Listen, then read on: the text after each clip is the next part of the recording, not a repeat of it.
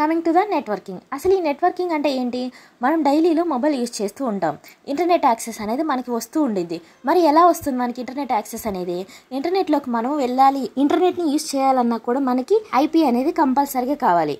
మనకి కంపల్సరీగా ఒక నెట్వర్క్ అనేది కావాలి. ఫర్ ఎగ్జాంపుల్ మన మొబైల్లో యూజ్ చేసే నెట్వర్కింగ్ వచ్చేసి ఎయిర్టెల్, జియో లేదనుకుంటే బిఎస్ఎన్ఎల్ ఇలా అయ్యుండొచ్చు. సో వాటి హెల్ప్ తీసుకునే మనం ఇంటర్నెట్లో సర్వే అవుతున్నాం.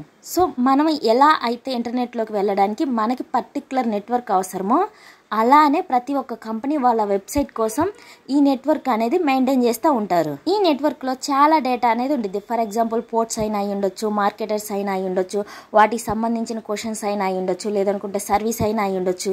ఇవన్నీ కూడా ఈజీగా కనుక్కోవచ్చు. దీన్ని బట్టి మీకు ఒక క్లారిటీ అనేది వచ్చి ఉంటుంది. మనం ఇంటర్నెట్లో యాక్సెస్ చేయాలన్నా కూడా, ఏదైనా మనం బ్రౌజ్ చేయాలన్నా కూడా ఖచ్చితంగా మనకి నెట్వర్కింగ్ అనేది అవసరం.